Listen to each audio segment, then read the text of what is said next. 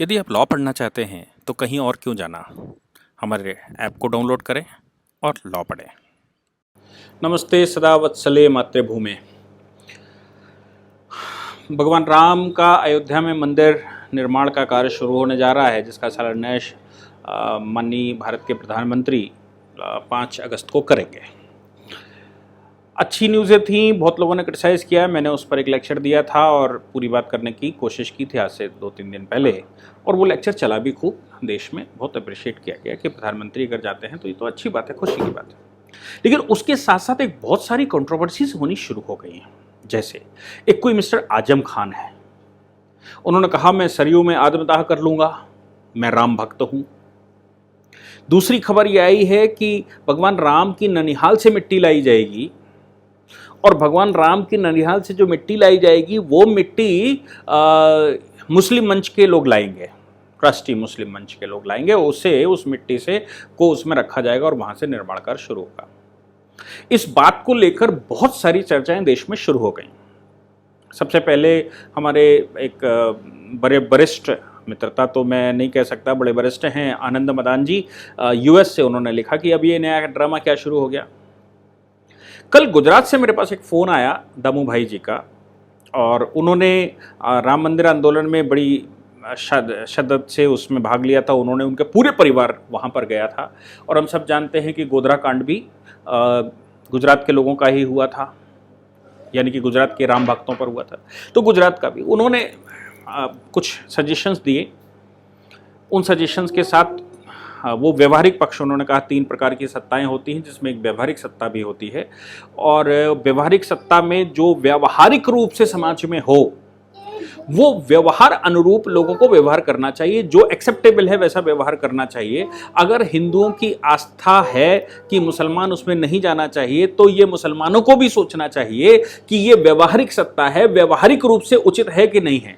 क्या आप हिंदुओं की भावना को ठेस पहुंचाना चाहते हैं, इसलिए आप जबरदस्ती ये करवाना चाहते हैं और इतिहास को लिखवाना चाहते हैं कि मुसलमान ने उसमें नींव रखी थी, नींव की मिट्टी रखी थी? क्या आप ये इतिहास को लिखवाना चाहते हैं? क्यों मलेक्षों की भांति कार्य कर रहे हो, ऐसा हम कहते हैं। और हमारे ग्रंथों में अगर आप भविष्य पुराण पढ़ेंगे तो उसमें मलेक्ष शब्द इस्तेमाल किया गया है इन लोगों के लिए जो इस परंपरा को मानते हैं।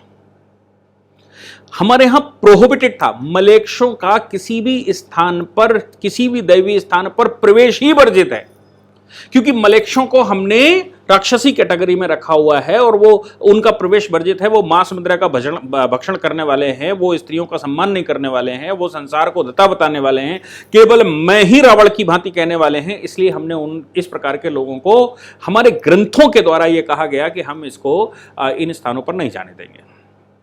बाद में कालांतर में जब मुगलों की सरकारें आई, मुसलमानों की सरकारें आई, कृष्णों की सरकारें आई, तो उन्होंने उस मलेक्ष का प्रवेश वर्जित को दलित प्रवेश वर्जित पर लाकर खड़ा कर दिया, और समाज को ऐसा कन्विंस कर ले गए अपने लोगों के द्वारा।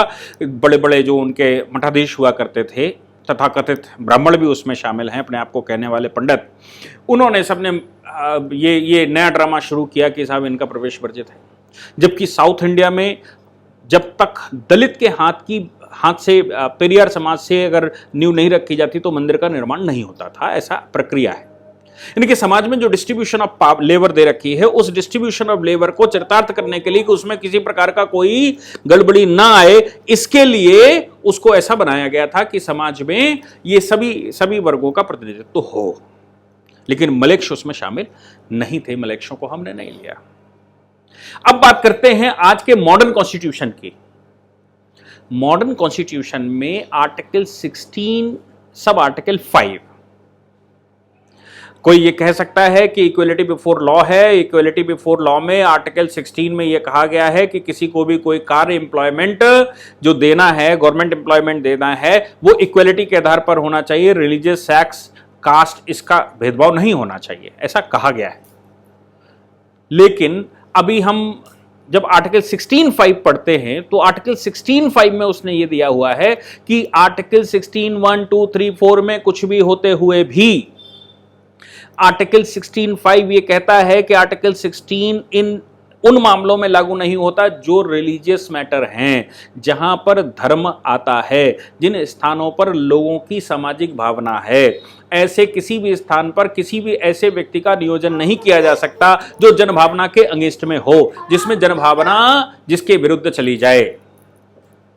वो कहीं भी हो सकता है। वो मिलिट्री में अगर मंदिर बना हुआ है, मिलिट्री के मंदिर में अगर पंडित का अपॉइंटमेंट करना है, बाकायदा हम जानते हैं वैकेंसी निकलती है तो उसमें पंडित का अपॉइंटमेंट ही होना, क्योंकि जन भावना इस बात के पक्ष में है। कुछ लोगों का विचार हो सकता है कि ये नहीं तो ये सही और ये कॉन्स्टिट्यूशनल, लेकिन आर्टिकल 16(5) में ऐसी व्यवस्था दी गई है।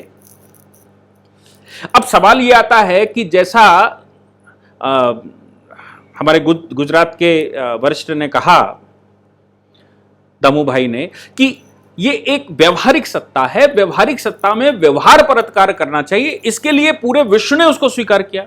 मैं आपको बताऊं कि मक्के और मदीने में जब आप हज करने के लिए जाते हैं तो नॉन मुस्लिम प्रवेश वर्जित है, उस देश ने कर रखा है। कहने के लिए कुरान में यह लिखा है कि अल्लाह तो सबका है, कहने के लिए यह लिखा है कि पैगंबर मोहम्मद आए तो मोहम्मद सबके लिए आए।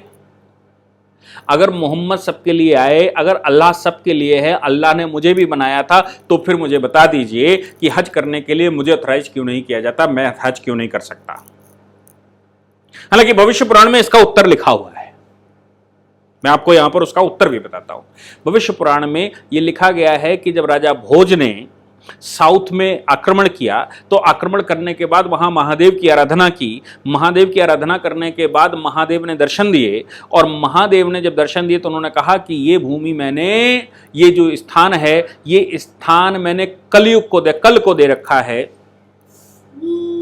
काल को दे रखा है, और कालों का प्रतिनिधि इस समय यहां जन्म ले चुका है। इसलिए इस स्थान पर, चूंकि मेरे द्वारा अलॉटेड है, इसलिए इस स्थान पर तुमको नहीं आना चाहिए और तुम महाकाल की नगरी लौट जाओ। ऐसा भविष्य पुराण कहती है महाराजा भोज के विषय में। उसमें यह भी लिखा है कि महामद उनका शब्द इस्तेमाल किया गया, महामद अपने दल बल के साथ महाराजा भोज से मिलने आए। भोज ने पूरी कहानी बताई कि यहां पर मैंने शिव की आराधना की थी और भगवान ने ऐसा ऐसा मुझे कहा है।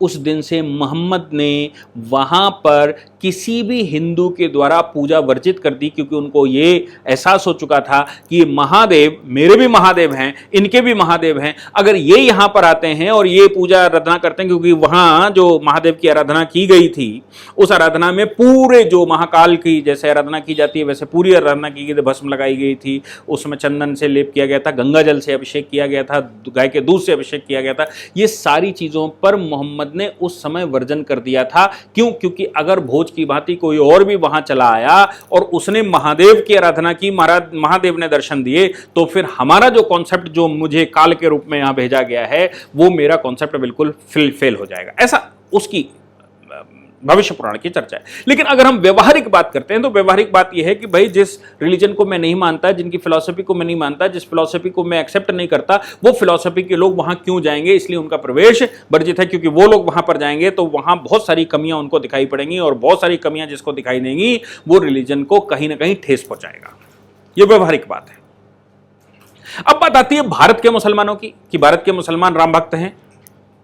अरे मैं क्या कहता हूं कि भारत के मुसलमान राम भक्त नहीं, क्योंकि भारत में जितने भी मुसलमान हैं वो आफ्टर ऑल हिंदू पिताओं माताओं की संतानें ही हैं। ये कहीं अरब से नहीं आए, इनकी ओरिजिन कहीं अरब से नहीं हुई, ये इनके माँ पिता कहीं ना कहीं हिंदू रहे होंगे और इनके पूर्वज श्री राम के भक्त रहे होंगे, इसलिए इनके राम भक्त होने में कोई शक नहीं है। ये राम भक्त हो सकते हैं, ये राम की भक्ति करें, इसमें भी कोई शक नहीं है। लेकिन अगर इतने ही राम भक्त हैं तो राम को स्वीकार क्यों नहीं कर लेते? अगर इतनी ही माता के घर से मिट्टी लाकर राम के मंदिर में शिलान्यास में वो पार्टिसिपेट करना चाहते हैं, तो भैया तुम्हारे पूर्वज हिंदू रहे होंगे, आप भी अभी इस्लाम को छोड़ दो, आप गलत जगह फंस गए थे, आप गलत रास्ते पे चल गए थे, आप इस्लाम को छोड़ दीजिए, हिंदुइज्म को पुनः वापस आ जाइए, आर्य समाज में जाकर मिलिए। वो कोई बहुत बड़ा कार्यक्रम नहीं करते, वो एक शुद्धिकरण संस्कार करते हैं। जैसे आप कलमा पढ़ाकर मुसलमान बनाते हैं, वैसे ही वो हवन करवाकर पुनः घर वापसी करवा देते हैं। आप सबकी घर वापसी हो, इससे बहुत अच्छा, इससे अच्छा कुछ नहीं हो सकता। इसलिए जो कहता है मैं सरयू में आत्मदाह कर लूंगा, उसको चाहिए कि वो आर्य समाज में जाए, सबसे पहले जाकर वो अपने आप को राम भक्त डिक्लेयर करे और कहे कि मैं राम का सच्चा भक्त हूं। क्यों? क्योंकि मैं मुसलमान नहीं हूं। मैं मलेक्षों का यह संप्रदाय जिसमें मैं चला गया था, उस संप्रदाय को मैं परित्याग करता हूं। मेरे पूर्वजों से भूल हुई, इस भूल को मैं स्वीकार करता हूं और अब मैं राम की भक्ति में विलीन हो जाऊंगा। जैसे तुलसीदास जी कभी राम की भक्ति में विलीन हो गए उनकी पत्नी के कहने की वजह से, तो मैं भी राम की भक्ति में विलीन होना चाहता हूं। इसलिए मैं अब इस्लाम को यहां से परित्याग करता हूं। जिसको मिट्टी लाने का शौक है वो वहां माता के घर जाए, राम की माता के ननिहाल में जाए, वहां जाकर वो सबसे पहले राम के वंशजों का जो धर्म है, राम के वंशजों की जो पद्धतियां हैं, राम के वंशजों की संस्कृति है, उस संस्कृति को स्वीकार करे और स्वीकार करने के बाद कहे कि आज से मैं मुसलमान नहीं हूं, आज से मैं राम भक्त हूं। मेरे पूर्वजों ने गलती की, मैं राम, मेरे पूर्वज गलती कर गए, मैं आज उस गलती को सुधारने आया हूं। सुबह का भूला अगर शाम को वापस आए तो उसमें कोई बुराई नहीं। और हिंदुइज्म तो इतना सहिष्णु संप्रदाय है, इतना सहिष्णु लोग रहते हैं कि अगर आप घर में वापस आएंगे तो आपका सहर्ष स्वागत करेंगे, इसमें हमको कोई शक नहीं। लेकिन जब आप दो सत्ताओं की बात करते हैं, जब आप ये कहते हैं कि मैं मुसलमान भी रहूंगा और मैं राम की भक्ति भी करूंगा, तो ये हजम नहीं होता। क्योंकि अगर आप मुसलमान हैं तो मुसलमान में उसने कहा बुत परस्ती स्वीकार नहीं है, मुसलमान में उसने कहा अल्लाह के अलावा कोई और नहीं है, मुसलमान में उसने कहा कुरान के अलावा कोई ग्रंथ नहीं है, मुसलमान में उसने कहा कि पैगंबर मोहम्मद के अलावा कोई पैगंबर नहीं है। ये जो इस प्रकार के हिंदू हैं ना, ये इस प्रकार के मुसलमान, इनकी बड़ी चालाकी समझिए, इनका मस्तिष्क समझिए। ये वो लोग हैं, जब हम अल्लामा इकबाल की बात करते हैं और कहते हैं उन्होंने तो भगवान राम को इमाम हिंद कह दी, कितनी चालाकी से कह दिया कि इमाम हिंद है भगवान। आपको मालूम है कि इमाम किसको कहते हैं? इमाम का मतलब हो गया कि अल्लाह, अल्लाह के बाद मोहम्मद, मोहम्मद के मरने के बाद उनके जो खलीफा हुए, खलीफाओं के बाद इमाम साहब आपने सुना होगा, इमाम साहब, मस्जिद के इमाम साहब। तो आप क्या कहना चाहते हैं? आप ये कहना चाहते हैं कि भगवान राम संसार के तारणहार नहीं है। भगवान राम वो वहां से शुरू हुए, कहां? पहले अल्लाह, अल्लाह के बाद पैगंबर, पैगंबर के बाद खलीफा, खलीफा के बाद कहीं आकर इमाम बनते हैं, वो हैं राम। और हिंदुस्तान बड़े फक्र से चिल्ला चिल्ला के कह रहा है, हिंदुस्तान के मूर्ख हिंदू कह रहे हैं कि अल्लामा इकबाल ने तो कहा था कि इमाम हिंद हैं। इमाम हिंद मतलब हिंद के इमाम है, संसार के तारणहार नहीं है, इस विश्व के जन्मदाता नहीं है, इस विश्व को तारण करने वाले नहीं है, वो परलोक में डील करने वाले नहीं है, लोक परलोक की बात करने वाले राम नहीं है। राम इस ब्रह्मांड के नहीं है, राम केवल हिंदुस्तान के एक इमाम हैं जिनको हम स्वीकार करते हैं। आपको मालूम है शियाओं में 12 इमाम हुए हैं और उन 12 इमामों के नाम से शियाओं के 12 संप्रदाय आज की तारीख में चलते हैं, जिसमें सबसे बड़ा इतना अशारिया रहता है, जिसको सुन्नी स्वीकार नहीं करते, इमाम परंपरा को सुन्नी स्वीकार नहीं करते। हमारे यहां मूर्खों ने कहना शुरू कर दिया कि मर्यादा पुरुषोत्तम राम है, भगवान नहीं है, पुरुषोत्तम, पुरुषों में उत्तम पुरुष राम है, भगवान नहीं है। किसी ने कहा योगेश्वर राम है। आप सोच के देख सकते हैं। किसी ने कहा निरंकारी भगवान होते हैं, भगवान का आकार नहीं होता, राम भगवान कैसे हो सकते हैं। ये सब डिस्प्यूट खड़े किए गए भारत में, और राम की सत्ता को इन्फीरियर सत्ता बनाने के लिए सारे प्रयास हुए। इस पर मुसलमानों का खूब योगदान है। आप सोच सकते हैं कि दारा शिकोह, जिसने सिर्फ उपनिषद पढ़े और पढ़कर अरबी में अनुवाद किया, उसकी हत्या सिर्फ इस बात से की गई थी कि उपनिषद उसने पढ़े क्यों, उपनिषदों को अच्छा कैसे बता दिया उसने, उपनिषदों में संसार का सारा तत्व ज्ञान है, ऐसा कैसे उसने बता दिया, और उसने अरबी में कैसे लिख दिया, और ये कैसे कह दिया कि कुरान से भी बहुत उत्तम अगर कोई ग्रंथ है तो वो उपनिषद है, इनमें संसार का तत्व ज्ञान छुपा हुआ है। उसकी हत्या कर दी गई थी, पूरा हिंदुस्तान उसको चाहता था। इसलिए इमाम हिंद नहीं है राम, राम तारणहार हैं। राम की नैया पर बैठते हो तो पार लगाते हैं। मरने के बाद भी अगर कोई सत्य है तो हम ये कहते हैं राम नाम सत्य है और सत्य बोले ही मुक्ति है। राम का विरोध करने वाले भी, मुझे कुछ पार्क में हम टहलने जाते हैं तो मिलते हैं, तो राम का विरोध, राम पर बड़ी भारी चर्चाएं करेंगे और उनसे अगर जाते जाते कहते हो राम राम, तो उनका जवाब भी राम राम ही निकलता है। फिर उसके बाद थोड़ी देर बाद मोड बदलता है। आप सोच सकते हैं। इसलिए इन स्थानों पर मुसलमान क्या सिद्ध करना चाहता है कि मैं इमाम की दरगाह पर गया था, इन इमाम की दरगाह पर मेरी मिट्टी से बना हुआ है। जैसे किसी ने सिद्ध कर दिया, कुछ इतिहासकारों ने लिख दिया, आज मुसलमान डंका बजा बजा कर कह रहा है कि जम्मू कश्मीर में जो शिव हैं वो तो एक मुसलमान ने ढूंढे थे, बाबा बर्फानी।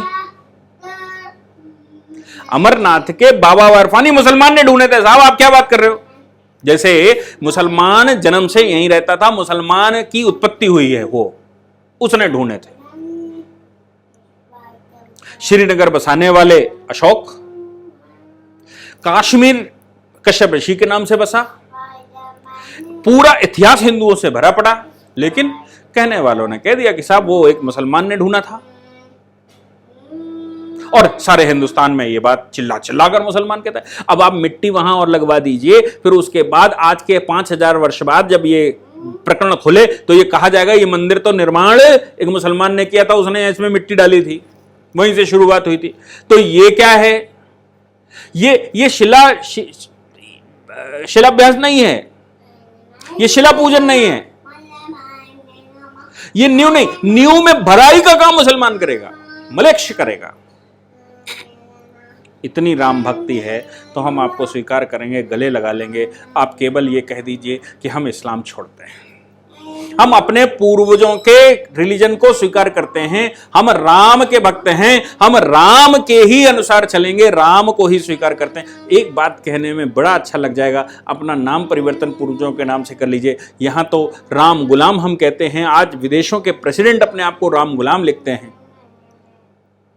आप भी कहिए कि मैं राम भक्त हूं, अपना नाम ही राम भक्त रख लीजिए, तो मुझे लगेगा कि वाकई में आपका उद्देश्य ठीक है।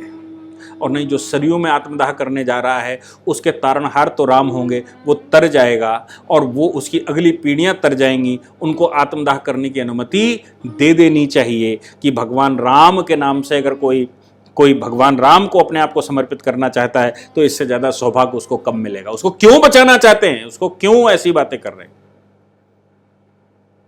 मुझे लगता है कि हम सबको इन बातों पर ध्यान देना चाहिए। धन्यवाद। इस पूरी ऑर्गेनाइजेशन को चलाने के लिए आप नीचे डिस्क्रिप्शन से हमारे ऐप को डाउनलोड कर सकते हैं, जिससे कि लॉ स्टूडेंट्स को, लॉयर्स को और आम आदमी जो लॉ जानना चाहता है वो भी क्लासेस का लाभ ले सकता है।